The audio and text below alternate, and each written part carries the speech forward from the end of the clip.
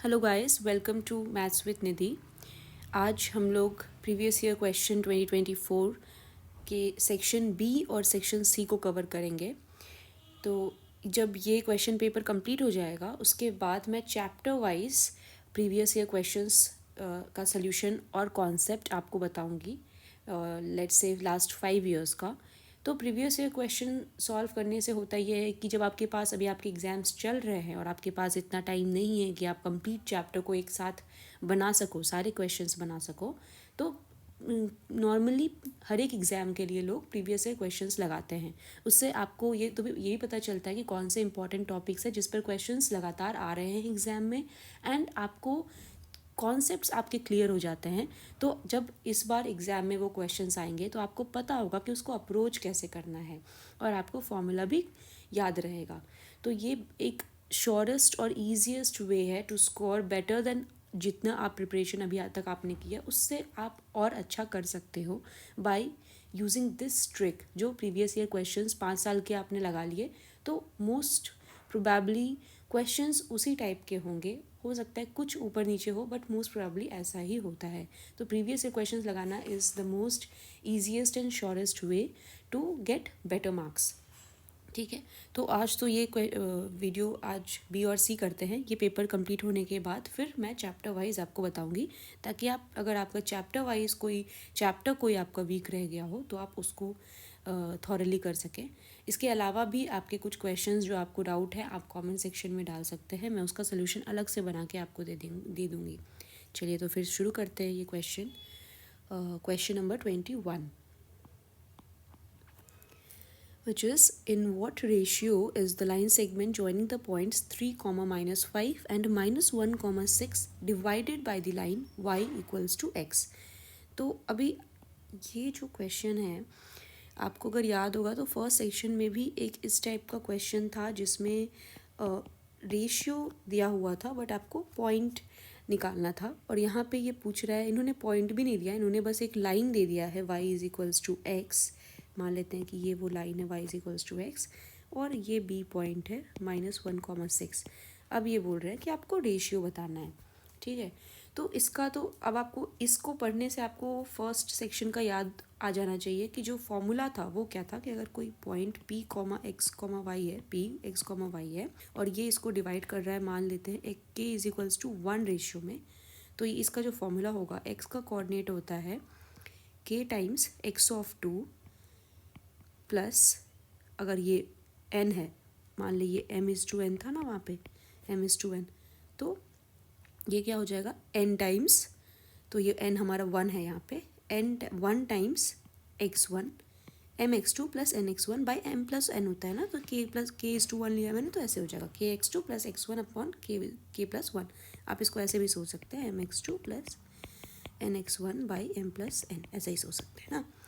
फिर same y के लिए अगर आप देखें तो क्या हो जाएगा ky2 plus 1y1 divided by k plus 1, है ना। तो अब यहाँ से अगर हम लोग पॉइंट्स निकालें तो यहाँ से क्या आ जाएगा, x का वैल्यू हमारा क्या है k टाइम्स x2 क्या है -1, तो माइनस k प्लस x1 क्या है 3 divided by k plus 1 and y क्या है 6 of k, 6k -5 divided by k plus 1। देखिए जब आप एक 1 मार्क क्वेश्चन बनाते हैं तो वहाँ पे आप स्टेप्स लिखे नहीं लिखे कैसे भी आपने सॉल्व कर लिया, रफ वर्क में सॉल्व करके आप उसके करेक्ट ऑप्शंस लिख देंगे, दैट इज़ इनफ। बट जब आप 2 या फिर 2 से ज़्यादा मार्क्स के क्वेश्चंस बनाते हैं तो इट इज़ इम्पॉर्टेंट कि आप सारे स्टेप्स को अच्छे से लिखें, क्योंकि हो सकता है एंड में आपका कोई कैलकुलेशन मिस्टेक हो जाए या आपके आंसर कुछ गलत आ जाए, लेकिन अगर आपने स्टेप्स सही से किए हैं तो आपको स्टेप के मार्क्स मिलेंगे। एंड इसलिए स्टेप्स लिखना एंड सिंस देयरफॉर अब इम्प्लाइज दैट ये सब लिखना बहुत इंपॉर्टेंट होता है, क्योंकि जो पेपर चेक कर रहा है वो भी एक इम्प्रेशन उसके ऊपर आता है कि आपने बहुत अच्छे से पेपर लिखा है। दैट इज़ वेरी इंपॉर्टेंट, क्योंकि सामने वाला आपको नहीं जानता कि किसने पेपर लिखा है ना। तो आपका पेपर को देख के लगना चाहिए कि आपने बहुत ही अच्छे से प्रिपरेशन किया था एंड आपने काफ़ी अच्छी मेहनत की है, तो वो पेपर देखकर समझ आना चाहिए। ठीक है, तो अगर यहाँ पे देखा जाए तो x और y का हमारा वैल्यू कोऑर्डिनेट्स आ गए। अब समझिए कि ये x और y तो कहीं यहाँ पे होगा, तो ये आप समझिए कि p जो पॉइंट है वो यहाँ पे है, p x, y, और ये क्या है, ये इस लाइन पे लाई कर रहा है ना, y is equals to x line में, तो obviously x will be equals to y from here we can say that since x and y lie on the line y is equals to x, therefore minus, ठीक है, minus k plus 3 upon k plus 1 will be equals to 6k minus 5 upon k plus 1, है ना। That implies ये k plus 1 तो चला गया, ये क्या हो गया 7k is equals to 8, that implies k is equals to 8 is to 7। 10 वो कौन सा रेशियो है, रेशियो इज, आप इसको ऐसे लिखो, 10 रिक्वायर्ड रेशियो इज 8:7, k:1 अगर ऐसे सोचे तो k:1 का रेशियो क्या हो गया 8:7, तो ये आपका आंसर हो गया, है ना। नाउ क्वेश्चन 21 का ही पार्ट बी, ये क्या बोल रहा है कि a3,0 b6,4, ये ग्राफ के अकॉर्डिंग नहीं है, बस मैं बना रही हूँ खुद के लिए, and c-1,3 are the vertices of a triangle, है ना, ABC, find length of its median BE, तो यहाँ से कोई मीडियन बनेगा BE जो कि इसको डिवाइड कर रहा है, जो AC को डिवाइड कर रहा है इक्वली, ठीक है। तो अभी इसका लेंथ बताना है। अगर आप मुझसे पूछे तो this question is easier than the previous one, क्योंकि वहाँ पे 2 फॉर्मूला थे, फिर उनको इक्वेट करना था। यहाँ पे मुझे काफ़ी ये बेटर लग रहा है, तो ये भी आपको देखना होगा कि 2 ऑप्शंस दिए गए हैं, तो कौन सा इजी क्वेश्चन है, जल्दी हो जाएगा, उस पर वो भी आप देख सकते हैं। But it's obviously your choice, आपको जो आता है अच्छे से वो आप बनाइए, ठीक है। तो अभी ये मीडियन है, तो फर्स्ट ऑफ ऑल अगर इफ़ ई इज़ द, जो ई जो है मीडियन का पॉइंट है, तो ई का वैल्यू क्या हो जाएगा, कोऑर्डिनेट्स ऑफ ई, तो मान लेते हैं ई के कोऑर्डिनेट्स हैं x, y, ठीक है। तो x का वैल्यू हो जाएगा दिस AC है ना, तो इसका x1 प्लस x2 अपॉन 2, क्योंकि मीडियन है मतलब ये डिवाइड कर रहा है इक्वली ना, तो ये x1 प्लस x2 y2 हो जाएगा, और y का वैल्यू हो जाएगा सेम y1 प्लस y2, तो ये क्या हो गया 3 प्लस -1 अपॉन 2, दैट इज 2/2 1, और ये 0 प्लस 3/2 विच इज़ 3/2, ठीक है। 1.5 लेना है तो 1.5 और 3/2, whatever you want to say, ठीक है। अब आपको लेंथ ऑफ बी चाहिए, ठीक है, ऐसे लिखो, now length of B can be calculated using distance formula, है ना, which is equals to under root of, क्या है, इन ये जो पॉइंट आया यहाँ पे लिख दे रही हूँ मैं 1,3/2 लेट्स से, तो अभी क्या हो जाएगा 6 - 1 का होल स्क्वायर प्लस 4 - 3/2 का होल स्क्वायर, है ना। ये 6 - 1 25, 5 का होल स्क्वायर 25, 4 2 8 - 3 25/4 आ गया। अभी आप ये देखो, ये क्या हो जाएगा अंडर रूट ऑफ ये 100 plus 25/4 which is 5√5/2, plus minus होगा यहाँ पे ऑब्वियसली, क्योंकि रूट से जब भी कुछ बाहर आता है ना, तो वो मॉड बनकर बाहर आता है, तो वो क्या होता है प्लस माइनस होता है। बट सिंस हम यहाँ डिस्टेंस की बात कर रहे हैं ना, तो distance can never be negative, तो आप ऐसे मत समझो कि हमेशा प्लस ही बाहर आएगा, ये प्लस माइनस बाहर आता है, बट क्योंकि डिस्टेंस नेगेटिव नहीं हो सकता, है ना, तो 10 बी जो होगा B will be equals to 5√5/2, जो भी सेंटीमीटर्स, जो भी यूनिट्स यहाँ पे यूनिट्स नहीं दिए, तो यूनिट्स जो भी है वही यूनिट है, ठीक है। तो ये आपका कैलकुलेशन, इसमें देखिए सिर्फ एक ही फॉर्मूला, मतलब 2 फॉर्मूला चाहिए थे, but this is very easy, E का फॉर्मूला निकालना, तो ये बहुत ही ईजी फॉर्मूला था, तो ये आप दोनों फॉर्मूला ध्यान दीजिए, एक ये वाला मीडियन फॉर्मूला जो है इसका, और एक ये जो आपका डिस्टेंस फॉर्मूला यहाँ पे आया है, मैं यहाँ पे लिख देती हूँ आपके लिए,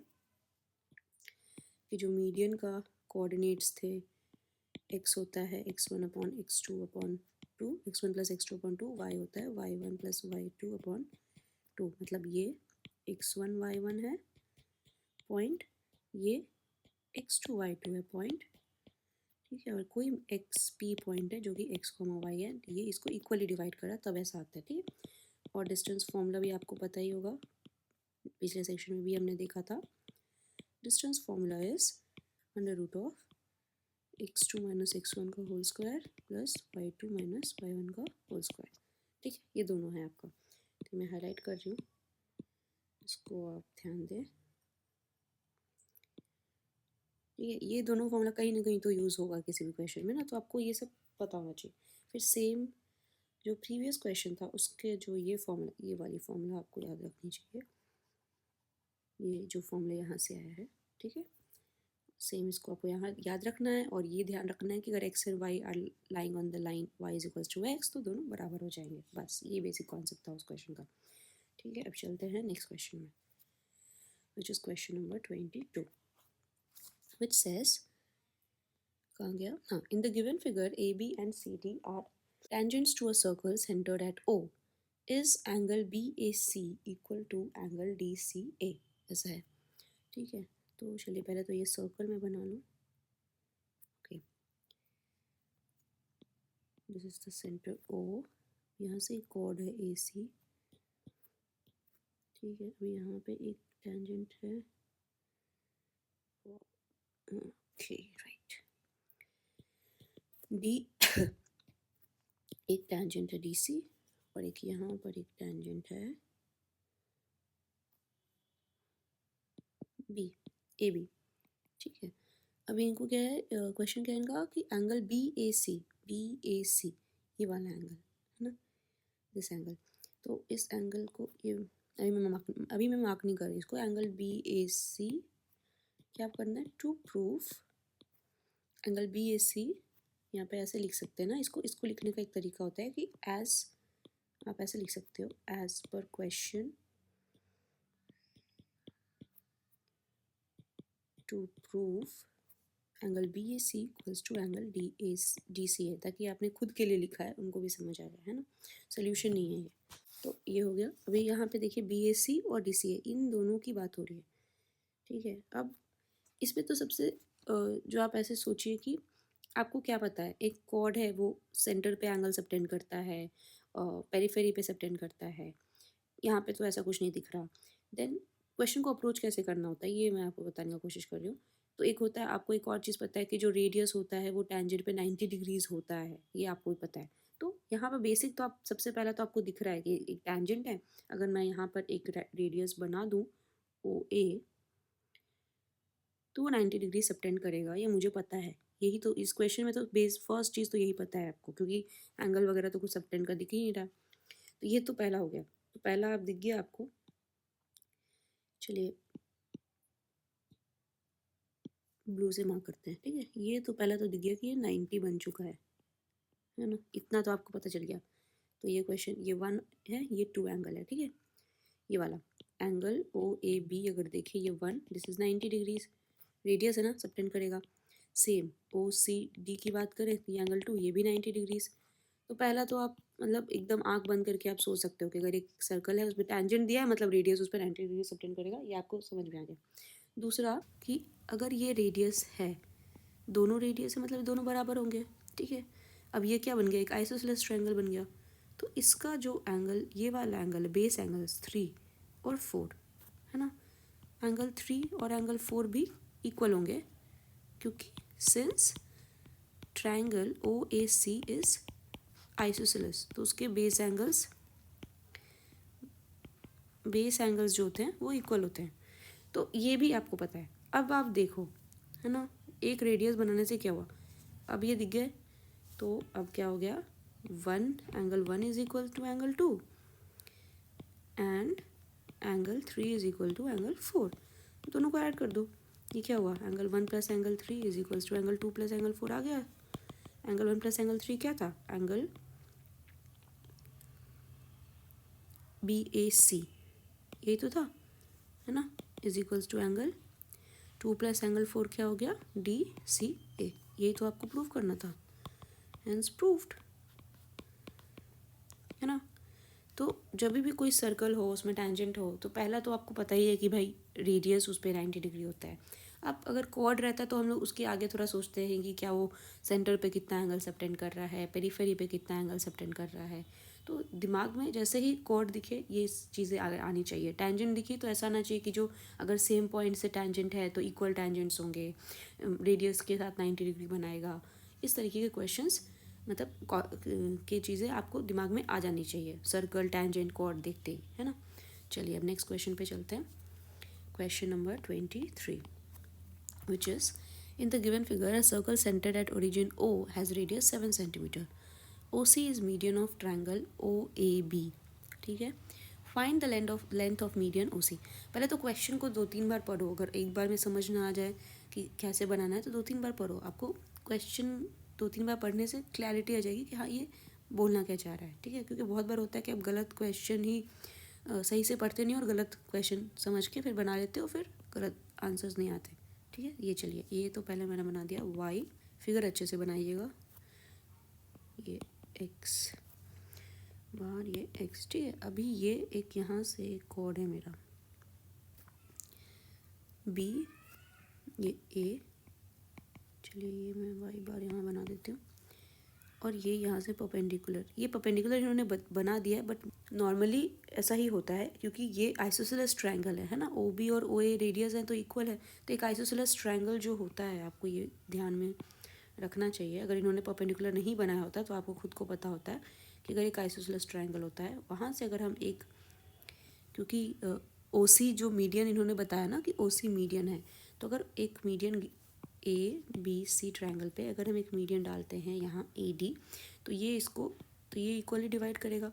ये क्या था, आइसोसेलेस ट्रायंगल, तो इसके बेस एंगल्स इक्वल हैं, ये दोनों इक्वल हो गए, ये तो इक्वल था ही, ये कॉमन साइड हो गया, ये दोनों साइड भी बराबर हो गया है। तो क्या है, ये दोनों जो ट्रायंगल्स है ये आपस में कॉन्ग्रुएंट हो जाते हैं, तो ये 90 हो जाता है, ये दोनों बराबर हो जाते हैं।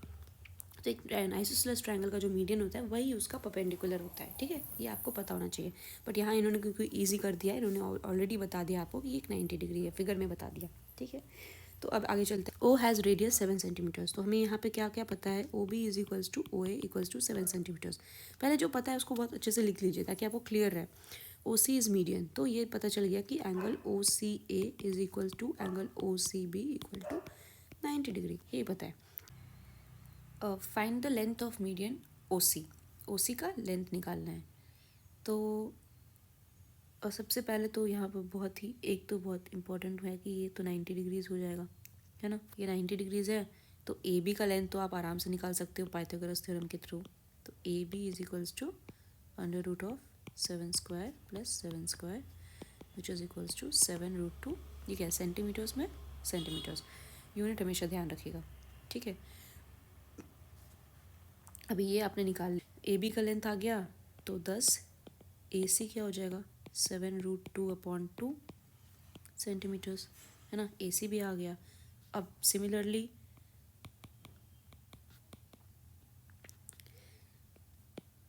यहाँ पे ना ऐसे पाइथागोरस थ्योरम, तो इस तरीके से ना हमेशा लिख दीजिए कौन सा थ्योरम आपने अप्लाई किया है, अच्छा होता है। तो similarly O C is equals to under root of hypotenuse क्या है इसका, O square minus A C square हो गया ना। अभी ओ ए क्या है 7 स्क्वायर माइनस ए सी क्या है 7√2/2 का square 10 centimetre which is equal to under root of 49 minus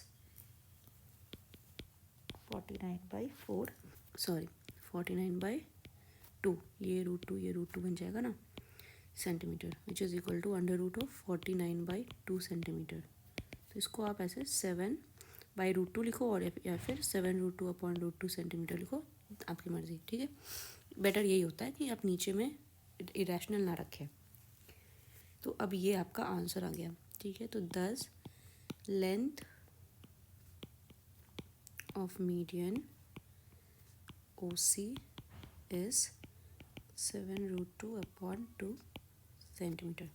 यहाँ क्या था, बस आपको इतना ध्यान रखना था कि ये 90 डिग्री है, ये भी 90 होता है। इन्होंने बहुत इजी बता दिया आपको कि 90 है, अगर नहीं बताते तो थोड़ा आपको सोचना होता कि आइसोसेलेस ट्रायंगल है तो उसका परपेंडिकुलर, उसको मीडियन और परपेंडिकुलर सेम होता है। ठीक है, तो ये आपका यहाँ का कॉन्सेप्ट जो है ये था कि आइसोसेलेस ट्रायंगल के जो कॉन्सेप्ट्स होते हैं वो आपको पता होने चाहिए, ठीक है। और पाइथागोरस थ्योरम आपने लगा ही लिया है ना इजीली। चलिए next question. Next question is question number 24।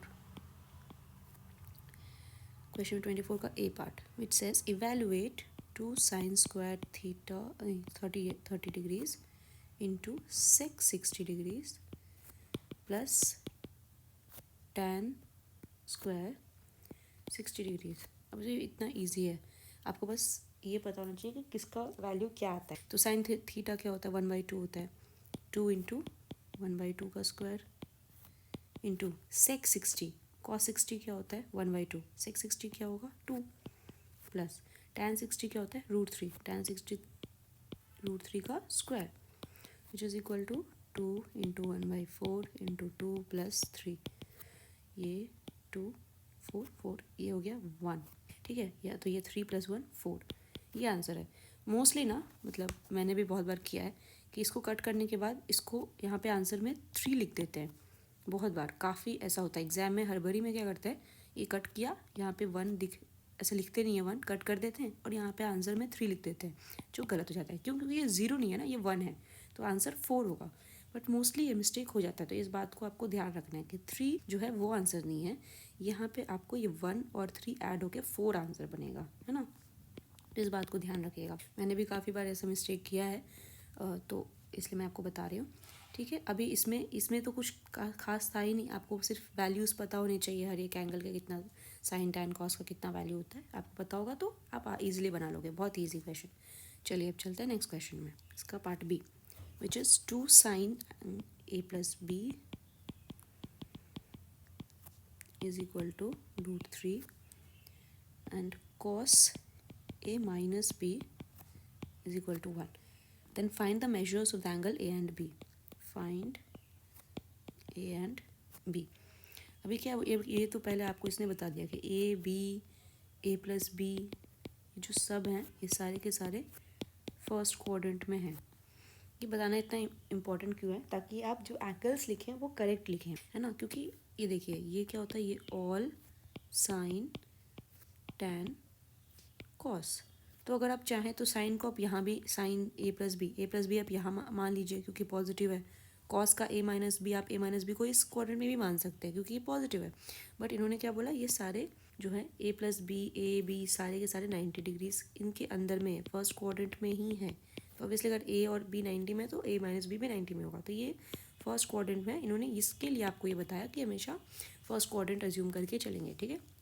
अब 2 sin a + b is equal to √3, that implies sin a + b equal to √3/2, that implies a + b का वैल्यू क्या हो जाएगा 60 डिग्रीज, ये होता है ना sin 60 √3/2, ठीक है।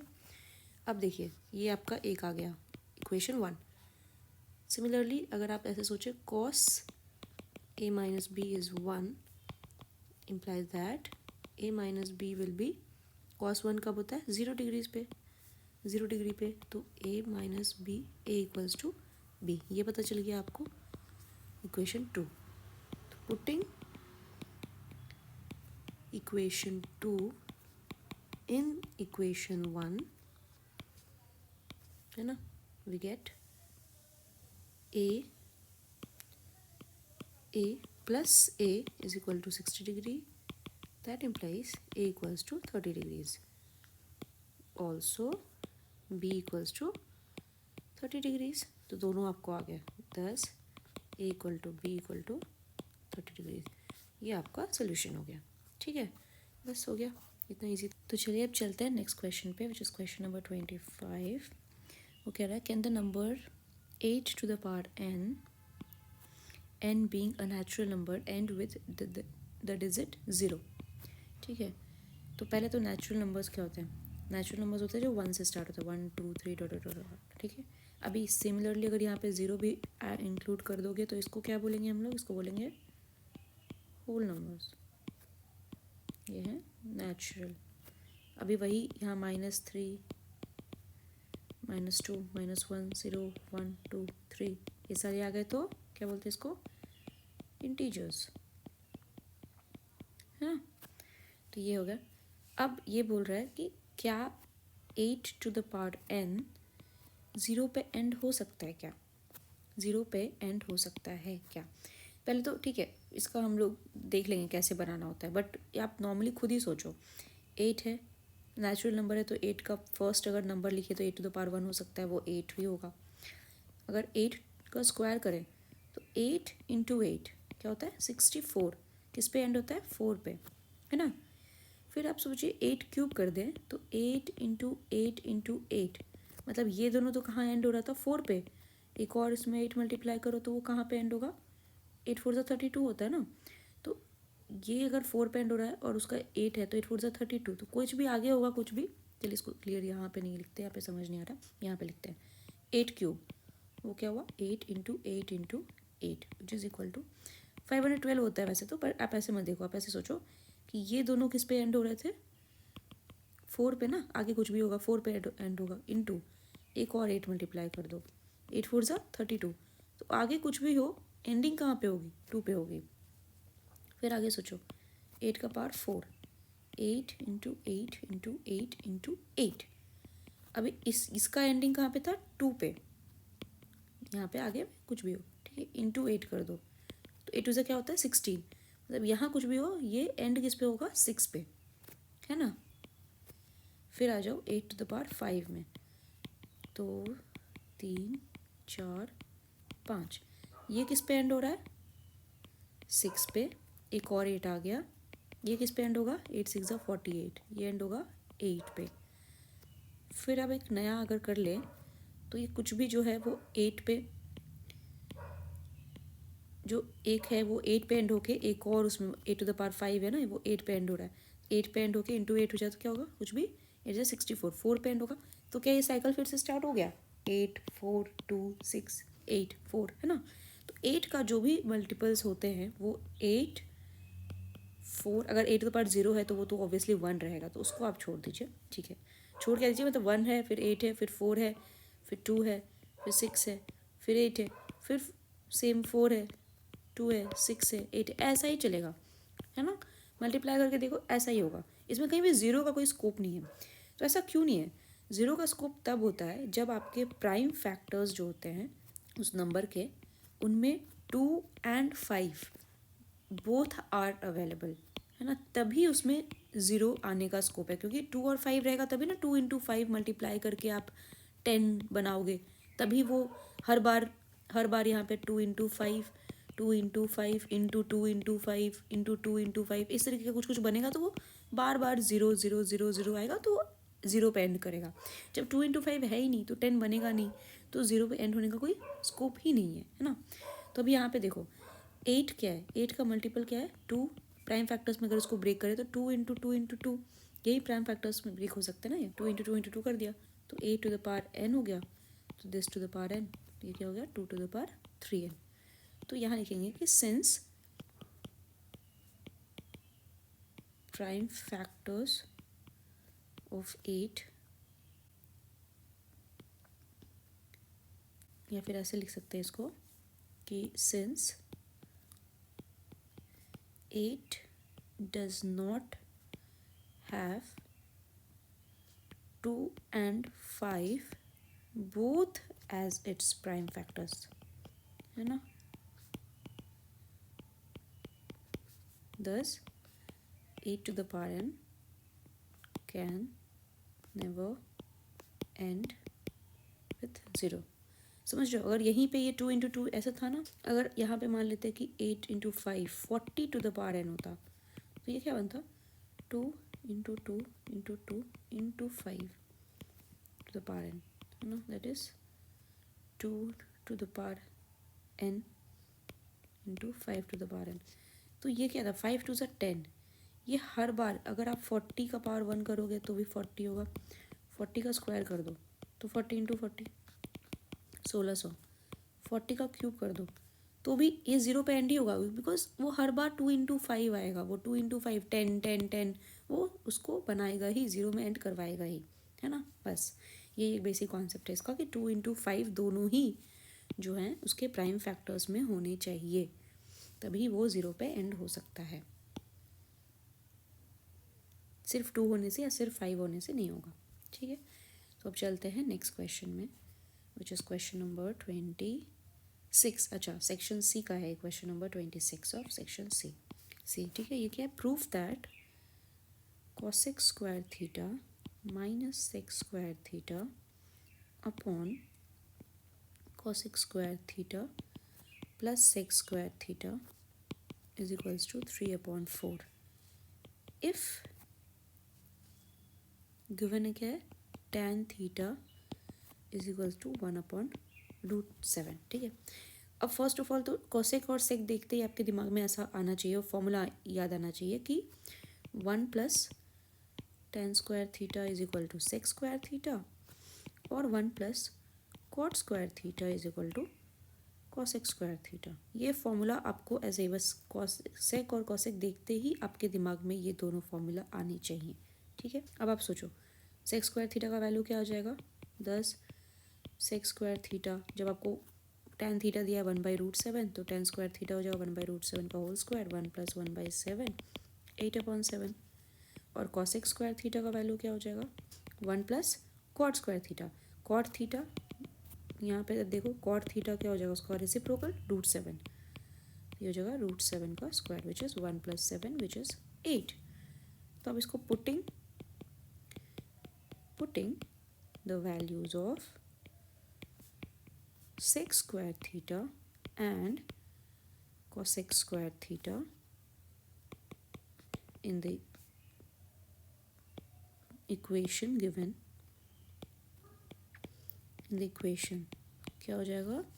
cosec square theta is 8 minus sec square theta is 8/7 divided by 8 plus 8/7 which is equals to 56 minus 8 7 to 7/56 plus 8 which is 48/64 है ना। 86882324 आंसर क्या आ गया? 3/4 हैंस प्रूव्ड, है ना। यहाँ पे क्या इंपॉर्टेंट क्या था? 3 मार्क का क्वेश्चन आप देखिए, बट इतना कुछ डिफिकल्ट नहीं था। क्यों? क्योंकि आपको सिर्फ ये जो फॉर्मूला थे ना ये याद रखना थे। ये फॉर्मूला अगर आपने याद रखा होता तो ईजिली आप बना सकते हो, बस वैल्यूज ही पुट करना है ना, ठीक है। तो चलते हैं अब नेक्स्ट क्वेश्चन की तरफ, वो है क्वेश्चन नंबर 27 विच इज कहाँ गया? If the sum of first m terms of an AP is same as for sum of its first n terms and m is not equal to n, ये क्या बोल रहा है? sum of first m terms, पहले तो ये आपको formula याद होना चाहिए कि sum of first m या फिर n जो भी आप बोलो terms is what is it? as m is equals to m/2 2a plus m-1 into d।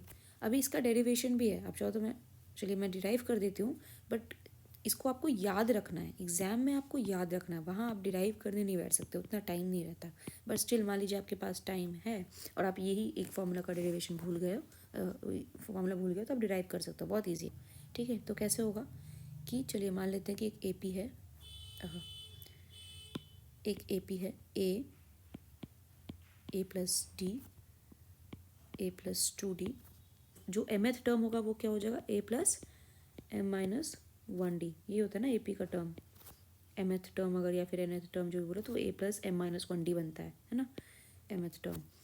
तो अभी अब इसको ऐड करो, सोचो आप, तो a plus d plus a plus 2d plus dot dot dot plus a plus m-1 into D हो गया, ये आ जाएगा। अब ये कितनी बार ऐड हुआ? a कितनी बार आया? 1 2 3 ऐसे चल के, है ना। 0d था तो एक बार, फिर 1d हुआ तो दूसरी, 2d हुआ तो तीसरी, तो अगर m-1d होगा तो क्या होगा? mth बार आएगा। तो a जो है वो 1 2 1 a plus a plus a plus a कितने टाइम्स पे a आया है यहाँ पे? m टाइम्स पे, तो ये m a बन गया, है ना। प्लस d कॉमन ले लीजिए, तो ये d बन गया, यहाँ से निकला तो ये क्या हो गया? 1 plus 2 plus 3 plus dot dot dot m-1, ये d यहाँ पे बन गया। इसको कैसे लिख सकते हैं? ma plus d। ये क्या आपको सम ऑफ नेचुरल नंबर्स का दिख रहा है? सम, तो क्या होता है 1+2+3 डॉट एन का वैल्यू क्या होता है n इंटू एन प्लस 1/2। तो अगर ये m-1 तक गया है तो इसका वैल्यू क्या हो जाएगा m-1 इंटू m-1+1/2 है ना। तो ये क्या बन गया ma plus D m m-1/2 ऐसा बन गया। अब आप इसको s ऑफ m मतलब सम ऑफ m टर्म्स मान लीजिए, बोल दीजिए, ठीक है। तो s of m is equals to m common आया यहाँ से, दोनों में m है, दो ये इस यहाँ भी m है यहाँ भी m है, तो दोनों का m बाहर निकाल दिया और 2 भी बाहर निकाल दिया। तो क्या होगा 2 LCM में चला जाएगा, 2a हो जाएगा प्लस d m-1 ऐसा हो गया। तो यही वो डेरिवेशन है ना m/2 2a plus m-1 into D. तो आपको इसको अच्छे से याद रखना है, ठीक है। अब इसको याद करने का इजी तरीका क्या है, अगर सम पहले जो हम लोग बोलते हैं nth टर्म a m जो होता है वो होता है a प्लस m-1d। तो वही जब अगर SM बनेगा तो एक आप m/2 से उसको मल्टीप्लाई करके सेम चीज़ में, जैसे यहाँ पे 2 से मल्टीप्लाई किया तो a को 2 से मल्टीप्लाई कर, यहाँ पे m/2 से मल्टीप्लाई मतलब 2 से यहाँ पे डिवाइड किया तो यहाँ पे 2 से a को मल्टीप्लाई कर दो और फिर सेम चीज़ m-1d लिख दो। तो आप चाहो तो ऐसे याद कर सकते हो, बट नॉर्मली इस तरीके का फिर वो कन्फ्यूजन हो जाता है। तो आप नॉर्मल इस फॉर्मूला को अच्छे से याद कर लो, आप एक फॉर्मूला की शीट बना लो और फिर उसको हर दिन देखो, ठीक है। तो अब इस क्वेश्चन को बनाते हैं। अभी तो ये आपका डेरिवेशन आ गया।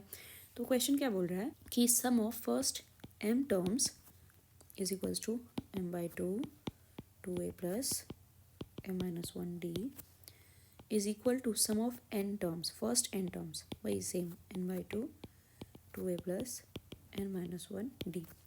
ये बोल रहा है कि ये दोनों जो हैं ये आपस में बराबर है। Then show that sum of its first m plus n terms is 0। अब आपको बताना है sum of first m plus n term. तो अगर मान लीजिए कि S of sum of m plus n term होगा, उसका फॉर्मूला कैसा होगा m प्लस n ये term number of terms divided by 2 into 2a plus m plus n minus 1 into D. यही होगा ना फॉर्मूला। अगर अलग से निकालना चाहें तो ये होगा। चलिए आपको इसका वैल्यू 0 के हिसाब से 0 प्रूफ करना है। तो इन दोनों को देखते हैं, ठीक है। यहाँ पे इन दोनों को बराबर करते हैं। That means m/2 2a plus m-1 into D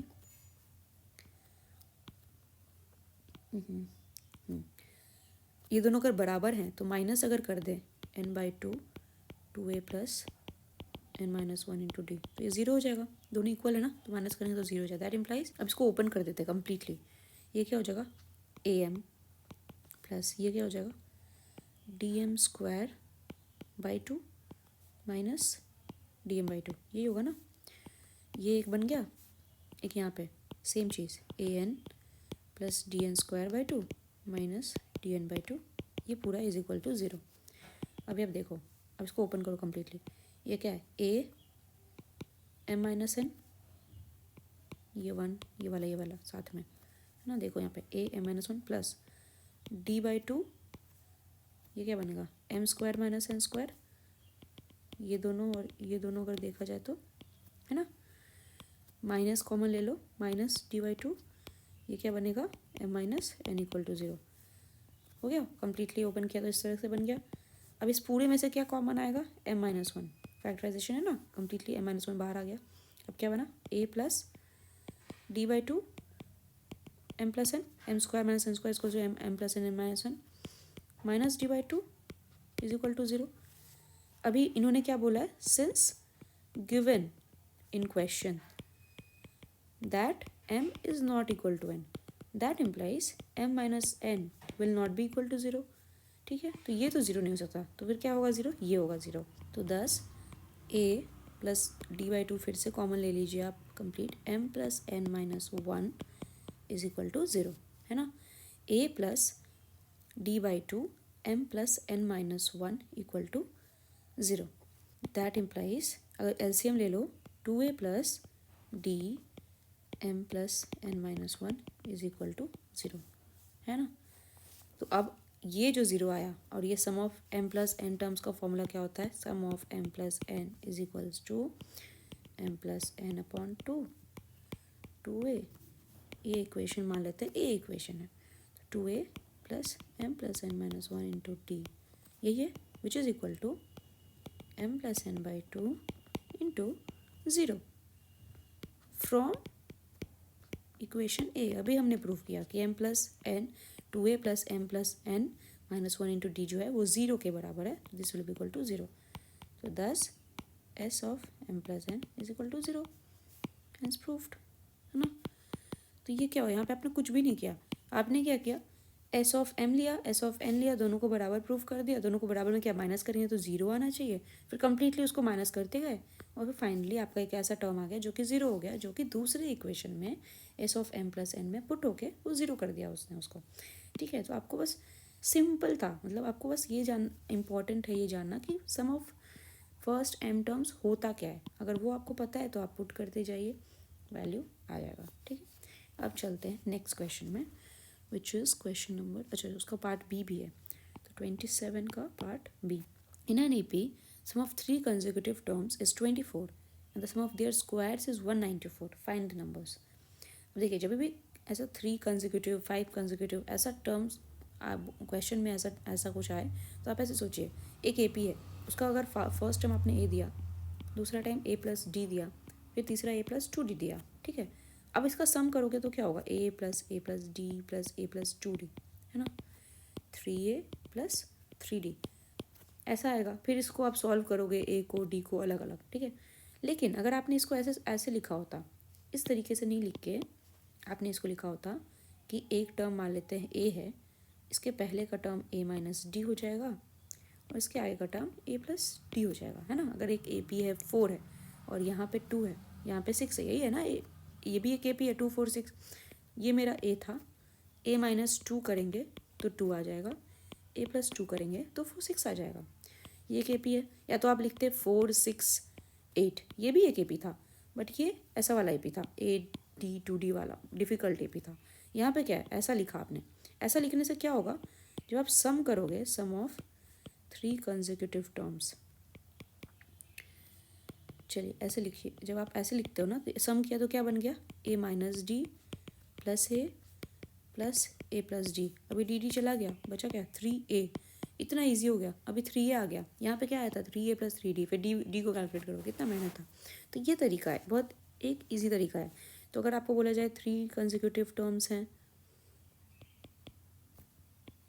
ठीक है, इसलिए हमेशा इस तरीके से लेते हैं, बट इसका रीज़न क्या है कि आप ऐसे भी ले सकते हो, बट ऐसे लेने पे थोड़ा डिफ़िकल्ट हो जाता है, तो आप इस तरीके से ए पी के टर्म्स को लोगे तो क्या होगा, आपके लिए ईजी रहेगा। ठीक है, तो अगर आपको बोला जाए 3 कंसेक्यूटिव टर्म्स तो क्या क्या लोगे आप, ए माइनस डी, ए प्लस डी। 5 कंसेक्यूटिव टर्म्स है तो सिमिलरली ऐसे ही ले लेंगे, ए माइनस डी, ए माइनस 2d, ए प्लस डी, ए प्लस 2d, ये हो गया 5 कंसेक्यूटिव टर्म्स आपके, हो गए। तो लेट्स से कि अगर हमको 4 कंसेक्यूटिव टर्म्स निकालने हैं, है ना, तो ये देखिए कि 5 तक का तो हमने कर लिया, पर अगर 4 निकालने हो और आप इसको ऐसे लिख रहे हो कि ए माइनस डी, ए प्लस डी, तो एक अगर और यहाँ पे ले लिया ए प्लस 2d, तो क्या होगा, जब इसको ऐड करोगे तो कैसे होगा, ये और ये तो कट जाएंगे, बट स्टिल आपके पास ए प्लस 2d मतलब एक डी का टर्म रह जाएगा। तो इसको ऐसे नहीं लिखते, ठीक है, इसको कैसे लिखते हैं, इसको हम लोग लिखते हैं ए माइनस डी, ए प्लस डी, ए माइनस 3d और ए प्लस 3d। ठीक है, अभी इसमें क्या होगा, जो आपके डी वाले टर्म्स हैं सारे कैंसिल आउट हो जाएंगे और सिर्फ ए वाला टर्म बचेगा। अब आप ऐसे सोचो कि ये ए माइनस डी, ए प्लस डी, ये तो कंसेक्यूटिव दिख नहीं रहा है, ये तो कंसेक्यूटिव टर्म्स नहीं है, बट ऐसा नहीं है, इसमें जैसे मान लीजिए एक ए पी है 4 6 8 10 12, है ना। अब हमें 4 कंसेक्यूटिव टर्म्स चाहिए, तो ये अगर 4 को देखें तो ये 4 कंसेक्यूटिव टर्म्स हैं इस ए पी के। ठीक है, अब इसमें आप सोचिए कि ये है आपका ए माइनस डी, ये है ए माइनस 3d, ये है ए प्लस डी और ये है ए प्लस 3d। ठीक है, अब ये ऐसे हुआ कि अगर ए का वैल्यू, इफ़ ए का वैल्यू आप 7 अज्यूम कर रहे हो, मतलब 7 कहीं यहाँ पे, ठीक है, ये ए पी का टर्म नहीं है, ए पी का पार्ट नहीं है, बट अगर ए का वैल्यू 7 है तो ये जो टर्म्स हैं 7 + 1 8, 7 - 1 6 7 + 3 10 और 7 - 3 4। ये जो टर्म्स हैं यहाँ पे जो आए ये consecutive terms of the AP बन जाएंगे। तो इसको लिखना ऐसे होता है, अगर 4 कंसेक्यूटिव टर्म्स आपको मिलेंगे तो आप इसको इस हिसाब से, सॉरी ये क्या हो गया, हाँ, तो अगर 4 कंसेक्यूटिव टर्म्स आपको मिले तो आप इसको इस हिसाब से लिखिए। एंड देन जब उसका वैल्यू आएगा कैलकुलेट करके तो ए का अपना खुद का वैल्यू आएगा, डी का वैल्यू आएगा और ए पी का वैल्यू आप लिख सकते हो उसके हिसाब से। यहाँ पे जो है ये ए का वैल्यू 7 था, इसलिए इस तरीके से टर्म से ए पी के कंसेक्यूटिव टर्म्स बन रहे हैं। ठीक है, तो आप इसको मैं नोट कर देती हूँ। यहाँ पे 3 कंसेक्यूटिव टर्म्स आए तो आप लोगे ए माइनस डी, ए प्लस डी, 5 4 पहले लिख लेते हैं। 4 कंसेक्यूटिव टर्म्स आए तो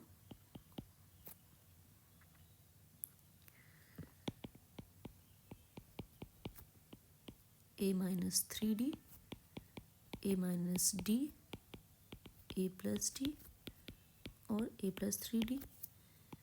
5 कंसेक्यूटिव टर्म्स आए तो ए माइनस 2D, ए माइनस डी, ए प्लस डी और ए प्लस 2D हो गया।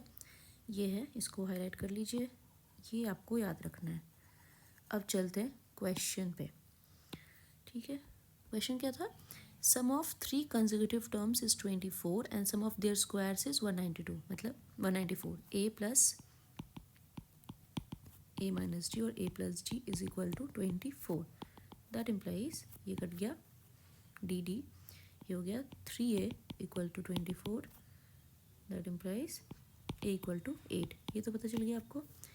और दूसरा, ये इक्वेशन 1 है, मान लीजिए। दूसरा क्या है, A square plus A minus D का whole square plus A plus D का whole square is equal to 194। Similarly ऐसे ही सेम हो जाएगा, A square plus D square minus 2AD plus A square plus D square plus 2AD is equal to 194। ये दोनों cut गया, क्या हुआ यहाँ पे, 3A square plus 2D square equal to 194। Putting value of A from equation 1 in, ये equation 2 है, equation 2 we get क्या मिला, 3 × 8 square plus 2D square is 194, 2D square is equal to 194 minus 3 × 64, D square is equal to 194 minus 192, that is 2, D square this by 2 1, that implies D square equal to 1। ठीक है, तो D is equal to root of 1 which is equal to mod 1 which is equal to plus minus 1। तो अभी यहाँ पे देखिए plus minus 1 बहुत important है, क्योंकि जब आप टर्म्स निकालेंगे ना तो क्या क्या टर्म्स होंगे, ए का वैल्यू आपका 8 आया, डी जब +1 था, ठीक है, तो आपके टर्म्स आएंगे 8 - 1 7, 8 + 1 9 ऐसे। और फिर ए जब 8 है और डी का वैल्यू आपका -1 है, तो जो आपके टर्म्स आएंगे वो आप कैसे लिखोगे, ए माइनस डी इज़ 9 8 7। तो ये डिपेंड करता है कि एक इंक्रीजिंग एपी है या एक डिक्रीजिंग एपी है। ये किस पे डिपेंड करता है, डी पे। डी पॉजिटिव है या फिर नेगेटिव है, इस पे डिपेंड करता है कि ये इंक्रीजिंग एपी है डिक्रीजिंग एपी है। ऐसा तो इन्होंने बताया नहीं कि ये एक इंक्रीजिंग एपी है जो आप 7 8 9 लिख के आ जाओगे, ये तो दोनों हो सकता है ऑप्शन में, 9 8 7 भी हो सकता है। तो इसलिए आपको ध्यान रखना है, कि आपको मॉड जो D is equals to square root of 1 है वो +-1 के टर्म्स में आप लिखिए, मॉड के टर्म्स में लिखिए, ताकि आपको इंक्रीजिंग और डिक्रीजिंग दोनों एपी आ जाए आंसर में। ठीक है, तो ये आपका सोल्यूशन हो गया। अभी चलते हैं नेक्स्ट क्वेश्चन पे, which is question number 28। Prove that √5 is an irrational number. अब √5 इरेशनल है, ये सबको पता है, मतलब पता नहीं मुझे कभी मुझे पसंद नहीं था इस टाइप का क्वेश्चन कि क्यों ऐसा पूछते हैं, मुझे मालूम है इससे अच्छा कुछ बेटर क्वेश्चन पूछ सकते हैं, बट ठीक है। Prove that root 5 is an irrational number. तो हम अज्यूम करेंगे कि let's assume that root 5 is a rational number. इसको बोलते हैं कॉन्ट्राडिक्टरी मेथड, है ना। इसको आप अज्यूम करो कि रैशनल ही है, ठीक है। रैशनल का मतलब क्या हुआ कि रूट 5 जो होगा वो p बाई क्यू के फॉर्म में होगा, where p and q are coprimes and q not equal to 0, ठीक है। कि एकदम अगर को प्राइम्स ऐसा बोलने का मतलब क्या है कि इन दोनों के बीच में कोई फैक्टर नहीं रह गया। मतलब अगर 5/25 है, इसको काट के 1/5 बना लेंगे, या फिर 10/50 है तो चलिए कुछ अलग लेते हैं, 10/40 है तो 1/4 कर लेंगे, तो ये को प्राइम हो गया है और ये क्यू जो है 0 नहीं है, तो एक रैशनल नंबर का फॉर्मेट है ये, ठीक है। तो रूट 5 को ऐसा अज्यूम कर लो, तो हम लोग लिख सकते हैं कि that implies p will be equal to root 5 into Q, है ना। तो अभी स्क्वायरिंग बोथ साइड्स कर दो। ये एकदम ऐसा है कि आपने एक बार याद कर लिया तो इस क्वेश्चन को तो ऐसे ही बनाना है, इसमें कुछ दिमाग नहीं लगाना। स्क्वायरिंग बोथ साइड्स कर लो, ये हो जाएगा p² इक्वल टू 5q², हो गया। तो अब आप बोल सकते हो कि p² is equal to 5q² है, तो 10 p² इज डिविजिबल बाई 5, हो गया ना, क्योंकि 5q² तो p² is divisible by 5, that implies p is divisible by 5। ऐसा क्यों हुआ, क्योंकि एक नंबर है मान लेते हैं 64 और बोल रहे हैं कि ये जो है ये 4 से डिविजिबल है। मतलब 64 क्या होता है, 8 इंटू 8, है ना। इसको बोल रहे हैं कि तुम ये 4 से डिविजिबल है, मतलब 4 या तो इस 8 के किसी पार्ट को काट रहा है या तो इस 8 के किसी पार्ट को काट रहा है ना, तो 4 से डिविजिबल है। तो अगर ये 4 इस 8 के किसी पार्ट को काट रहा है तो ऑब्वियसली ये इसको भी काटेगा ही, है ना, क्योंकि सेम नंबर्स है। तो अगर p² है जो कि 64 है वो 4 से डिविजिबल है, तो p जो कि 8 है वो भी 4 से डिविजिबल होगा। आप यहाँ से एग्जाम्पल के थ्रू आप समझिए कि ऐसा क्यों हुआ, ठीक है। और कुछ डाउट हो तो आप कमेंट में लिख सकते हैं, तो मैं आपको फिर से बताऊंगी, ठीक है। तो p इज डिविजिबल बाय 4, एक ये आपका इक्वेशन, लेट्स से ये a इक्वेशन है, ऐसा आया। नाउ इसको लिख सकते हैं p is equals to 5 times a, है ना, ठीक है। तो इसको हम लोग लिख सकते हैं p² is equals to 25 into a², है ना, स्क्वायरिंग बोथ साइड्स।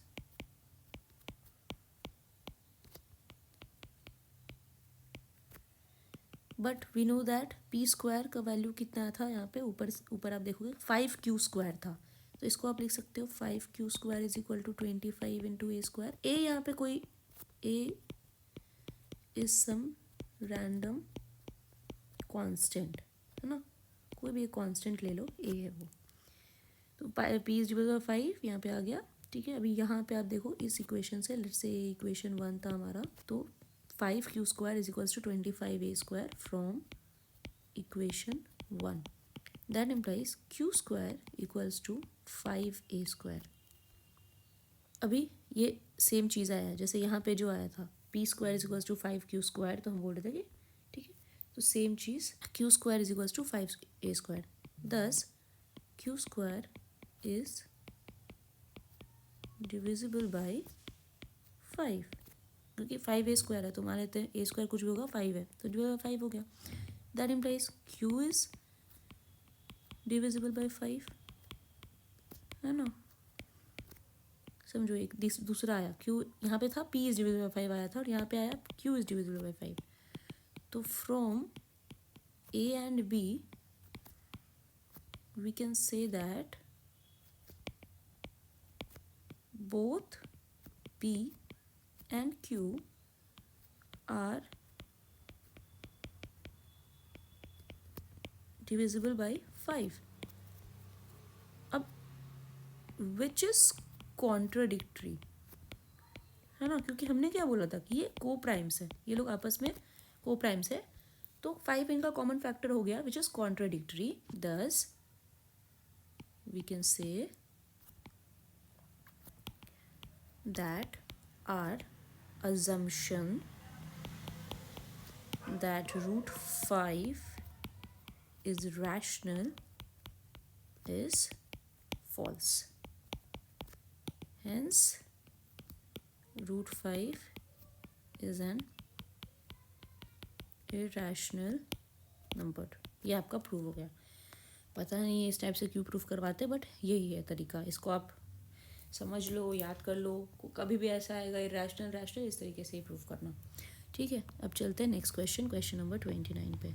29 का ए, दो पार्ट हैं इसके actually. In the given figure P Q is a tangent to the circle centred at O. पहले तो सर्कल बना लो. ठीक है, ये बहुत अच्छा लगता है मुझे सर्कल ऐसे बनाने में. वाह, ये हो गया. ठीक है, और यहाँ से एक टेंजेंट आ गया. गुड. ये पी है पॉइंट, ये क्यू, यहाँ से इस पे आया, यहाँ से कोड आया. ठीक है, दो कोड आ गए बी एंड ए से. यहाँ पे सेंटर में ओ होगा. ये बोला है 30 डिग्रीज है. अभी क्या बोला, in the given figure P Q is tangent to a circle centre at O and angle B A Q is 30. Show that B P is equals to B Q. B P ये वाला is equal to this. अभी सबसे पहले एक circle दिखा, tangent दिखा, और तो आपके दिमाग में क्या आएगा, मैंने पहले बोला था सर्कल दिखे टेंजेंट दिखे मतलब रेडियस जो होगा टेंजेंट पे 90 डिग्री होगा. ये तो दिमाग में आना चाहिए. उसके साथ साथ एक कॉर्ड दिखे तो वो सेंटर पे एंगल सबटेंड करता है, पेरीफेरी पे उसका हाफ एंगल सबटेंड करता है. अगर डायमीटर दिखे तो वो जो पेरीफेरी पे सबटेंड करता है वो एंगल क्या बोलते हैं, उसको 90 डिग्रीज बोलते हैं. तो ये आपके दिमाग में दिखते के साथ आना चाहिए. तो अब यहाँ पे सिंपल ये वाला एंगल तो 90 डिग्री हो गया है ना, क्योंकि ये डायमीटर सबटेंड कर रहा है, ये 90 ही है. और टेंजेंट है तो एक कॉर्ड बना लेंगे, सॉरी एक रेडियस बना लेंगे. और रेडियस बना के तब सोचेंगे कि क्या आगे करना है, पर रेडियस तो बना ही लेंगे. तो एक रेडियस ऑलरेडी बना हुआ है, दूसरा यहाँ से अब बना लो. ठीक है, अब ये रेडियस बन गया. अब देखो ये एंगल 30 है, ये एंगल ए जो है 30 है, एंगल क्यू जो एंगल ए क्यू बी है वो एंगल 90 है. तो एंगल ए बी क्यू ये कितना हो जाएगा. चलो मैं इसको रेड से लिखती हूँ. ओहो सॉरी, ये हाईलाइटेड है. ओके, पेन ब्लू से लिखती हूँ. ठीक है, ये एंगल क्यू बी ए कितना हो जाएगा, 90 30 120, एंगल 60 हो जाएगा. ये 60 हो गया हमारा. ये जैसे ही 60 हुआ और आपस में आप ये देखो कि ये 60 हुआ तो ये तो 120. ये रेडियस था, तो ये जो ओ क्यू है is equal to O B, मतलब आइसोसेलेस ट्राइंगल हो गया ना. ओ क्यू ओ बी है बराबर हो गया. तो अगर इसका बेस एंगल्स इक्वल होगा तो ये एंगल, ये वाला एंगल जो है एंगल ओ क्यू बी ये भी 60 हो गया अपने आप. तो एंगल ए ओ क्यू क्या हो गया, वो 30 हो गया. 90 माइनस 60. ठीक है, अब ये 60 है, ये वाला एंगल आपका 30 आ गया अपने आप ही. ऐसे भी वो बेस एंगल्स थे आइसोसेलेस ट्रायंगल के, तो 30 ही होना है. ठीक है, अब आप सोचिए ओ क्यू जो है वो परपेंडिकुलर होगा पी क्यू पे, बिकॉज रेडियस जो होता है 90 डिग्रीज परपेंडिकुलर होता है टेंजेंट पे. तो ये जो एंगल ओ क्यू पी है वो भी 90 होगा, है ना. इसलिए मैंने बोला था कि रेडियस बनाओगे अपने आप दिखेगा. 90 हो गया. That means angle P Q B जो है आपका वो कितना होगा, 90 माइनस 60 30 हो जाएगा. अभी वो 30 हो गया. ठीक है, अब ट्राइंगल क्यू बी पी को देखो आप. ट्राइंगल क्यू बी पी में आपको दिख रहा है इन एंगल क्यू बी पी जो है वो 120 है, हमने पहले निकाला. एंगल बी क्यू पी है वो कितना है, बी क्यू पी अभी हमने निकाला वो है 30.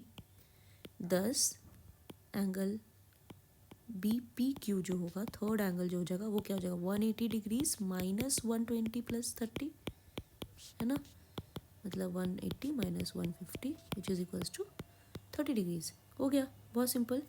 तो since angle P Q B is equal to angle B P Q equal to 30 degrees, thus ये एंगल कब ऐसा होता है, ये बेस एंगल्स हैं ट्रायंगल बी क्यू पी के. Base angles base angles are equal. Thus triangle Q B P is an isosceles triangle. Thus BQ BP is equal to B Q, ठीक है। ट्रायंगल आइसोसेलेस ट्रायंगल के जो base angles होते हैं वो equal होते हैं, ठीक है, ऐसा आ गया। So this is your solution, ठीक है। अब चलते हैं नेक्स्ट क्वेश्चन पे। अब ये क्या बोल रहा है कि quadrilateral A B C D जो हमारा बना, this is A B C and D, show that angle A O B is plus angle C O D equals to 180 degree. Angle A O B कौन सा, ये वाला angle C O D ये वाला। अभी ना मैं एंगल की जो भी बात करूँगी तो फिर मैं इसलिए ब्लू यूज़ कर रही हूँ, ठीक है। अब पहले तो टेंजेंट्स है, सर्कल पे बने हैं, आपको एकदम दिमाग में आना चाहिए क्या। फर्स्ट थिंग, रेडियस 90 डिग्री बनाता है, ठीक है। और अगर एक पॉइंट से टेंजेंट, दो टेंजेंट्स आ रहे हैं सर्कल के ऊपर तो वो इक्वल टेंजेंट्स, उसका जो लेंथ होता है वो इक्वल होता है, ये पता हो, ठीक है। तो अब यहाँ पर देखो कि चलो रेडियस बना लेते हैं, क्योंकि मेरे को लगता है रेडियस बना के ईजिली हो जाएगा, ठीक है। तो ये रेडियस, एक रेडियस यहाँ से ये बना लो। अच्छा एक सेकंड, ये डॉटेड में बनाते हैं ना, इसका कलर ब्लू करते हैं डॉट का, ठीक है। ये एक रेडियस बना लिया हमने, सारे रेडियस बना दिए फटाफट से। देखते हैं रेडियस बना के ईजिली बन जाए तो, ठीक है। ये हो गया, रेडियस बन गया। तो अब ये 90 है, ये भी 90, ये भी 90 और ये भी 90। अब जो दिख रहा है, हाँ चलो ठीक है, पी क्यू आर एस। अब देखो P Q C, O P Q C quadrilateral को देखते हैं तो क्या हो जाएगा, इस टेंजेंट का लेंथ इस टेंजेंट के बराबर होता है, हो गया। तो ये जो होता है ना, तो अब इस ट्रायंगल, ये वाला एक जो ट्रायंगल है, ये वाला ट्रायंगल और ये वाले ट्रायंगल की बात करते हैं, ठीक है। तो इससे क्या होता है, ये दोनों क्या होगा आपस में, ये साइड इक्वल हो गया, साइड कॉन्ग्रुएंसी ले लो या साइड एंगल साइड आरएचएस ले लो, जो भी ले लो, ये दोनों कॉन्ग्रुएंट ट्रायंगल्स बन जाते हैं, ठीक है। दैट मीन्स यहाँ पे जो आपका एंगल है, ये वाला angle let's say 1 will be equal to this angle जो कि 2 है, 1 विल बी इक्वल टू 2, समझ गए। तो सिमिलरली हर एक के साथ वैसा ही होगा। तो अब ये वाला angle 3 will be equal to 4, 7 और ये 8, 5 6 के बराबर, 7 8 के बराबर। ये किसी को समझ नहीं आया तो प्लीज़ कमेंट में पूछना, बट आई थिंक आपको समझ आ जाएगा कि हर एक जो टेंजेंट है वो उसका लेंथ इक्वल है, वो तो एक कॉन्ग्रुएंट ट्रायंगल्स की तरह बिहेव करेगा। और ये समझो ये सारे बराबर हो गए, ठीक है। तो अभी दिख गया आपको। अब आप सोचो, लेट्स सी कैसा हो रहा है कि angle 1 plus angle 2 plus angle 3 plus angle 4, सारे एंगल्स को ऐड कर दो, ये क्या बनेंगे 360 degrees, angle around a point, वही होगा ना। कितना इजी हो गया ये सारे एंगल को ऐड करो तो 360 डिग्रीज बन गए। दैट इम्प्लाइज एंगल 1 और 2 तो बराबर थे। आपको किसका एंगल प्रूफ करना है, आपको प्रूफ करना है कि जो क्या प्रूफ करना है, एंगल ए ओ बी यहाँ पे ऐसे लिख लेते हैं हम सिंपल ना। ए ओ बी कौन सा एंगल है हमारा, ए ओ बी इज़ 5 + 4, ये एंगल्स हैं। और सी ओ डी 1 और 8 है, ये दोनों का सम जो है वो 180 डिग्री है। बस ऐसा आपको इतना लाना है। तो ठीक है, अभी 1 यहाँ पे 1 और 2 में दोनों बराबर है तो ये हो जाएगा 2 टाइम्स एंगल 1। फिर 3 और 4 दोनों बराबर है तो ये हो जाएगा 2 टाइम्स एंगल 4। 5 और 6 में 2 टाइम्स एंगल 5 और 7 और 8 में 2 times angle 8 is equal to 360 degree. That implies angle 1 + 4 + 5 + 8 equals to 180 degrees. That implies, थोड़ा डी अरेंज करते हैं, angle 1 + angle 8 plus angle 4 + angle 5 equals to 180 degrees. Angle 1 angle 8 का मतलब क्या है, C O D, angle C O D plus angle 4 5 का मतलब क्या है, angle A O B equal to 180 degrees. हो गया प्रूफ, हेंस प्रूव्ड। देखो अभी इसमें कॉन्सेप्ट क्या लगा, बस इतना ही कि एक टेंजेंट होता है, जो रेडियस होता है टेंजेंट पे परपेंडिकुलर होता है, और अगर दो टेंजेंट से एक पॉइंट से तो वो इक्वल होंगे। बस यही दो कॉन्सेप्ट आपको यूज़ करना है। बस तो ये दिखते ही आपके दिमाग में आना चाहिए, टेंजेंट दिखा तो रेडियस बनाओ फटाक से 90, कुछ ना कुछ तो उससे आंसर आ ही जाएगा, नॉर्मली ऐसा ही होगा, ठीक है। अब चलते हैं, ये लास्ट है नहीं, ये एक और क्वेश्चन हो जाए 30th क्वेश्चन पे। ये क्या बोल रहा है, a dealer sells an article for 75 degrees, 75 degrees बोलो, 75 rupees, which is S P क्या दिया हुआ है, ₹75, and gains as much percent as the cost price of the AP। CP मान लेते हैं x है, तो उसका गेन परसेंट क्या है, x%। ये मत भूलिए, x रुपीज़ नहीं, x% है, ठीक है। Find the CP of the article. अब CP फाइंड करना है, x ही फाइंड करना है, बट ये x% है। तो x% जो होता है, इसका मतलब क्या होता है कि गेन परसेंट है ना, x%। इसका फॉर्मूला क्या होता है, SP minus CP upon CP into 100%। ये जो होता है, ये फॉर्मूला है। मतलब यहाँ पे ये नहीं बोल रहा कि गेन जो है CP के, गेन का रुपीज़ जो है, रुपीज़ में CP के बराबर नहीं है, उसका परसेंटेज CP के बराबर है। तो गेन परसेंट मतलब x% इसके बराबर है। तो x% का वैल्यू जो आया x%, ये क्या हो जाएगा, SP कितना है 75 माइनस CP कितना है x rupees by CP x into 100%। आप परसेंट हटा दीजिए यहाँ से दोनों साइड से, क्योंकि तो आंसर तो रुपीज़ में आएगा, एक्स का यूनिट तो रुपीज़ है ना, रुपीज़ एक्स। तो मैं यहाँ पे यूनिट्स हटा रही हूँ, तो ये 1% हट गया। अब इसको यहाँ ले जाएंगे तो ये क्या हो जाएगा, x² equal to 75 minus x into 100। ये होगा ना, ये क्या हो गया, एक साइड ही कर लेते हैं सबको, ये हो जाएगा 7x minus 100x minus 7500 equal to 0। ये एक क्वाड्रेटिक इक्वेशन। अब इसको सॉल्व कर लो x का वैल्यू के लिए। x equals to minus b plus minus under root of b² minus 4ac minus minus plus 4a, 4 into 75, 4ac, 4 into 1 4 plus into 7500, 4 5 20, 2 4 8 30। ठीक है, ये हो गया आपका by 2a2। That implies x equals to minus 100 plus minus root of 40,000 by 2, which is minus 100 plus minus 200 by 2। अब इसके भी दो ऑप्शंस आंसर आएंगे। x का वैल्यू या तो होगा minus 300 by 2 which is minus 50, और x equals to minus 100 plus 200 by 2 which is equals to 100 by 2 which is 50 rupees, है ना। तो अब ये तो नहीं हो सकता, क्योंकि रुपीज़ में है तो नेगेटिव नहीं हो सकता, तो ये आपका आंसर है। हैंस x का वैल्यू कितना है, ₹50। गेन परसेंट सोचे तो कितना हो जाएगा, 50%। तो अगर आपको वापस से ट्रैक करना है कि क्या आपका आंसर सही है, तो SP निकाल के देख लो। SP निकालोगे तो क्या होगा, SP is equals to CP plus gain होना चाहिए, ठीक है। CP प्लस गेन यही होगा ना। अब गेन परसेंट 50 है, मतलब गेन कितना हो गया, 50% of CP which is equals to 50 by 100 into CP कितना है आपका 50, मतलब 25। गेन हो आपका 25 रुपीज़ का, तो CP था 50 रुपीज़, गेन हो गया 25 रुपीज़, SP कितना हो गया 75 रुपीज़। यहाँ से भी ट्रैक हो गया कि 75 रुपीज़ आपका SP था, जो ऑलरेडी क्वेश्चन में दिया हुआ है।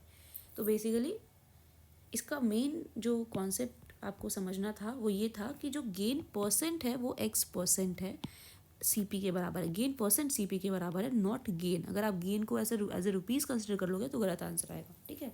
ये सब हो गया, ये आपको क्वेश्चन नंबर 31 भी क्लियर हो गया। Let's move on to question number 30 clear हो गया। 31 क्या है,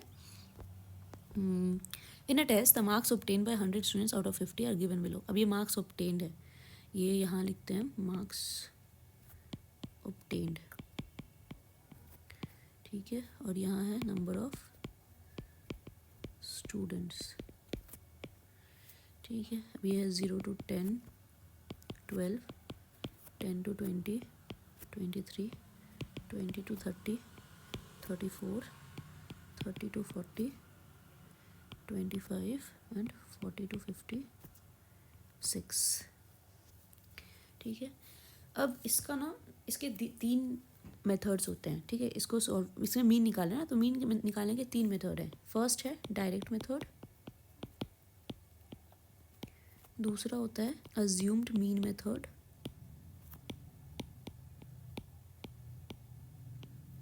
और तीसरा होता है स्टेप डेविएशन मेथड, ठीक है। तो समझिए कि एक क्वेश्चन है जिसमें आपको यहाँ पे दिया हुआ है इनका जो इंटरवल्स हैं, क्लास इंटरवल्स, इन्होंने ये दिया है, ठीक है। और यहाँ पे इन्होंने फ्रीक्वेंसी FI जो है वो भी दे दिया आपको, ठीक है। तो आप क्या निकालोगे, सबसे पहले आप निकालोगे एक्स आई, जिसे हम बोलते हैं क्लास मार्क। क्लास मार्क क्या होता है? Upper interval plus lower interval divided by 2। ये आप क्लास मार्क निकाल लिया आपने, ठीक है। अब एक्स आई निकाल लिया। तो अब जब अगर आप डायरेक्ट मेथड की बात करते हो ना, डायरेक्ट मेथड, चलिए पहला आप बताते हैं, अगर डायरेक्ट मेथड की बात हो रही है कि आपको ईजिली डायरेक्ट मेथड से बनाना है, तो क्या करोगे? यहाँ क्लास इंटरवल था, यहाँ पे एफ आई था, आपने एक्स आई निकाल लिया हर एक का, फर्स्ट सेकेंड थर्ड, चलिए कुछ वैल्यू था, आपने ये निकाल लिया। तो ये जो आप करो, फिर आप क्या करोगे? एक्स आई निकाल लिया, फिर आप करोगे एफ आई इंटू एक्स आई, मतलब इन दोनों का आपस में प्रोडक्ट ले लोगे। यहाँ पे कुछ वैल्यूज आएंगे, तो जो आपका मीन होगा 10, एक्स बार जो होगा वो होगा summation of x F I X I upon F आई, ठीक है। बस यही करना है आपको, ये है आपका डायरेक्ट मेथड। तो ये हम लोग कब यूज़ करते हैं? जब एफ आई और एक्स आई दोनों का वैल्यू बहुत ही छोटा होता है, तो हम लोग ये वाला डायरेक्टली यूज़ करते हैं, क्योंकि प्रोडक्ट निकालना ईजी होता है, ठीक है। तो ये आपका डायरेक्ट मेथड के थ्रू एक्स बार आ गया, मीन आ गया। नेक्स्ट, अज्यूम्ड मीन मेथड, ठीक है। इसमें क्या करना होता है? आप यहाँ पे आपका रहता है वही क्लास इंटरवल रहेगा, ठीक है। क्लास इंटरवल है, यहाँ पे आपका एफ आई दिया हुआ है इन्होंने, आपने एक्स आई निकाल लिया, ठीक है, क्लास मार्क जो ऊपर जैसे सिखाया वैसे। आप एक मीन अज्यूम कर लोगे, ए मीन हो गया, ए अज्यूम, मान लो आपने एक अज्यूम किया, अज्यूम मीन ए, जो कि क्या होगा? यहाँ पे अगर 5 वैल्यू, जो भी सेंटर के वैल्यू, उससे कोई फर्क नहीं पड़ता, बट सेंटर का जो भी वैल्यू होगा, मान लो ये वाला वैल्यू था ए, तो इसको आपने अज्यूम कर लिया कि ये मेरा मीन है, ठीक है। अब आप क्या करोगे? आप निकालोगे deviation, D is equals to D I is equals to X I minus A, ऐसा निकालोगे, ठीक है। ये हो गया डेविएशन। तो ये क्या करोगे? एक्स आई माइनस ए, फिर आप एक्स आई, हर एक एक्स आई में से ए का वैल्यू कैलकुलेट माइनस करोगे और यहाँ लिखोगे, फिर आप निकालोगे F I D I, product of frequency and deviation, ठीक है। ये एक टेबल बना आपका। तो अब जो होगा, जो डेविएशन का मीन होगा वो क्या होगा? Summation of F I D I upon F आई, हो गया। अभी ये अगर एक्स आई का वैल्यू बहुत बड़ा मान लेते हैं कि बहुत बड़े बड़े वैल्यूज़ थे, 40 60 और यहाँ पे 1 3 2 5 ऐसा था, तो मल्टीप्लाई करने में डिफ़िकल्टी होती। तो मान लेते कि यहाँ पे आपका ये वैल्यू था 50, तो क्या करोगे? एक्स आई माइनस ए जब करोगे तो 40 माइनस 50, यहाँ क्या आएगा? -10, यहाँ क्या आएगा? 60 माइनस 50 10, फिर ये 0। तो आपका ना ये इजी हो जाएगा कैलकुलेशन, जो एफ आई डी आई का कैलकुलेशन है ये बहुत इजी हो जाएगा। इसके लिए हम ये कर रहे हैं, ठीक है। बस कोई ये क्या, आप डायरेक्ट मेथड से भी बना सकते हो, बट ये ईजी होने के लिए आप हम लोग ये कर रहे हैं, ठीक है। तो डेविएशन का जो मीन है ये आ गया, ठीक है। तो अब डेविएशन का मीन अगर ऐसा है, तो आप ऐसे सोचो, डेविएशन को हम लोग क्या बोल रहे हैं? डेविएशन का ये मीन है, ठीक है। तो इसको आप ऐसे लिखो, D bar is equals to summation F I D I का वैल्यू क्या था? X I minus A divided by F I, है ना। That implies mean of deviation, अभी बाहर कर दो, F I X I minus A, तो एक कांस्टेंट टर्म है तो उसको समेशन के अंदर रखने का कोई मतलब नहीं बनता, तो ए बाहर आ गया, ये F I divided by summation of F I. That implies D bar is equals to summation of F I X I divided by summation of F I को क्या बोलते हैं? X bar minus A, F I तो cut गया। That implies X bar, जो mean of X है, mean of X is equals to A plus D bar, है ना। आप इसको सीधा वहाँ से भी सोचोगे, डी का वैल्यू हमने क्या लिखा था? एक्स माइनस ए लिखा था ना, D I is X I minus A I. That implies X I अगर निकालना है तो क्या करो? डी आई प्लस ए ही करना पड़ेगा। तो बस वही तरीका है कि अगर इसका मीन में ए को ऐड कर दो तो एक्स का मीन, जो मीन क्वेश्चन में पूछा है वो आ जाएगा। तो ये दूसरा तरीका हो गया। अब एक और तरीका होता है थर्ड, जिसको बोलते हैं स्टेप डेविएशन मेथड। ये भी इसका बस एक और आगे का स्टेप है। इसमें क्या करते हैं? सेम चीज़ है, आप क्लास इंटरवल आपके दिए होंगे, है ना, एफ आई दिया होगा, ये दो चीज़ तो दिया होगा। एक्स आई क्लास मार्क, ये आपने खुद से बनाया, first upper limit plus lower limit करके एक्स आई निकाला आपने, फिर आपने एक अज्यूम मीन, यहाँ पे कोई एक मीन अज्यूम किया, फिर आपने डेविएशन निकाला जो कि एक्स आई माइनस ए था, ये आपने निकाला, डेविएशन कैलकुलेट किया, फिर आपने जो किया ये था यू आई, एक स्टेप किया आपने, ठीक है, x I minus A upon H किया आपने। एच क्या है यहाँ पे, H is the size of class interval. तो इसमें क्या होता है, मोस्टली जब एक्स आई माइनस ए करते हैं ना, तो भी अगर वैल्यू ज़्यादा हो जाता है और दिखता है कि यहाँ पे मान लो 15 है, यहाँ 30 है, 25 है, जैसे 60 है, यहाँ 75 है, इन सब में एक कॉमन है 15 इज़ द कॉमन, जो कि सब में अवेलेबल है ना। तो हम उससे डिवाइड कर देंगे, तो हमारा ये जो डी आई का वैल्यू है वो छोटा हो जाएगा, 1 2 4 5 ऐसा हो जाएगा। तो अब हमें एफ आई और यू आई करने में आसानी होगी। ये काम सिर्फ आसानी करने के लिए कर रहे हैं, ठीक है, प्रोडक्ट निकालने में आसानी होगी। तो अभी यहाँ पे एच जो है वो क्लास इंटरवल, मतलब मान लेते हैं ये 10 से 25 था, 15 का क्लास इंटरवल, ये 25 से 40, यहाँ 15 का। तो ये क्या होगा कि ईजी रहेगा डिवाइड करने में, ठीक है। तो 15 से डिवाइड कर देंगे और फिर जो वैल्यू आएगा वो हो जाएगा। तो बेसिकली इन सब में कुछ कॉमन होता है जिससे आप डिवाइड कर सकते हो, ठीक है, ऐसा है। तो एच अगर साइज ऑफ क्लास इंटरवल करोगे तो भी आपका मोस्टली, अगर आप इतना दिमाग नहीं लगाना चाहते, कॉमन नहीं ढूंढना चाहते, तो आप साइज ऑफ, आप एच को क्लास इंटरवल का साइज ऑफ क्लास इंटरवल मान के आप यू आई फाइंड कर लो, देन एफ आई यू आई कर लो। तो अब F I U I find कर लिया तो यू बार क्या हो जाएगा, summation F I U I similar divided by summation F I. फिर आप इसको वैसे ही जैसे हमने पहले किया था उसको ब्रेक करो, summation F I U I का वैल्यू क्या था, X I minus A upon H ही तो था, divided by summation F I. फिर से उसको वैसे ही लिखो, U bar is equals to summation F I X I upon H, H is a constant quantity तो कुछ फ़र्क नहीं पड़ता, तो 1/h तो बाहर ही आ गया ऑलरेडी, ठीक है, summation F I minus A times summation F I upon F I, यही हुआ ना। That implies U bar is equals to, ये क्या है, ये जो पार्ट है ये क्या है, एक्स बार है, एक्स बार माइनस ये क्या है, ये दोनों तो कट गया, ए बाई एच बचा हुआ है, that implies X bar is equals to A plus U bar into H. अगर आप डिराइव नहीं करना चाहते, याद रखना चाहते, तो भी वही तरीके से आप याद रख सकते हो। कैसे कि u जो होता है वो क्या होता है, x minus A upon H होता है, तो अगर u बार करेंगे तो भी ये वाला चीज़ आ जाएगा, x बार हो जाएगा a plus U bar into H, simple.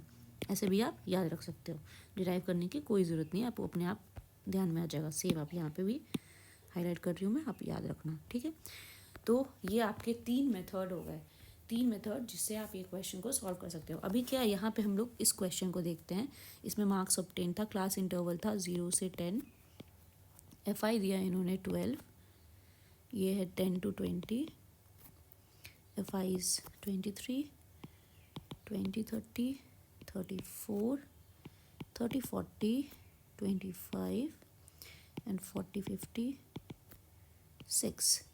आप यहाँ पे क्लास इंटरवल निकालो, सॉरी क्लास मार्क निकालो, एक्स आई वो क्या हो जाएगा, 10 + 0/2 5, 20 + 10 30/2 15, 25 70 35 90 45।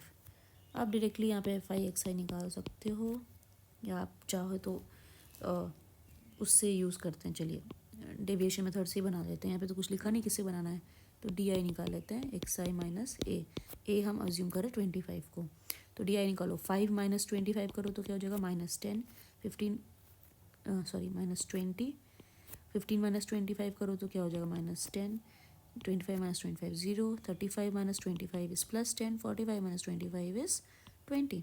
अगर आप चाहे तो यू आई भी निकाल सकते हो, देखो कितने तरीके हैं, ईजी हो गया ना। अब x I minus A which is D I upon H कर दो। अब क्लास इंटरवल यहाँ पे देखिए सब में कॉमन क्या है, 10 कॉमन है, which is obviously the size of the class interval, तो 10 ही है, तो 10 से डिवाइड कर दो सबको, ये हो जाएगा -2 -1 0 1 2, ठीक है। अब आप निकाल लीजिए, इसको मैं हटा रही हूँ ऐसे, फिर आप यहाँ पे निकाल लीजिए एफ आई यू आई, हो गया। अब मल्टीप्लाई कर लीजिए, -24 -23 0 25 6 2 12, हो गया। अब 10, यू बार का वैल्यू क्या आ गया, summation F I U I upon summation F I -24 -23 +0 +25 +12 divided by 12 +23 +34 +25 +6। अब ऐड कर लो यहाँ पे, ये क्या हो गया -47 +37 divided by 12 20 32 35 65 69 89 94 and 6 is 100 students थे ऑब्वियसली क्लास में, मैंने देख, ठीक है। ये हो गया, अरे यार, ये हो गया 10 -10 डिवाइडेड बाय 100 विच इज़ -1/10। ये आपका यू बार हो गया। तो यू बार, यू आई क्या होता है, xi minus a/h, that implies X bar क्या हो जाएगा, a plus h into U bar, ये हो जाएगा ना। तो एक्स बार क्या है, a का वैल्यू क्या था यहाँ पे, a हमने 25 को माना था, a 25 था और h क्या था 10, है ना। दो चीज़ ये याद रखना, इसमें कन्फ्यूजन करें तो गड़बड़ हो जाएगी। a is 25 plus 10 into 1/10, X bar is equals to 25 minus 1, 10 cut गया, -1 इज इक्वल्स टू 24। ये लो आपका आंसर। और मान लेते हैं, चलिए ये उसे है। अभी आप अगर हम सीधा यहाँ पे, ये हो गया ना, इसको आप देख लीजिए, एक्स बार 24 आ गया। अभी अज्यूम करते हैं कि हम यहाँ डायरेक्टली FI/DI के थ्रू कैलकुलेट करना चाहते थे। FI/DI कैलकुलेट करेंगे तो ये क्या हो जाएगा, FI/DI इज -240 -230 0, ठीक है, 250 और 120।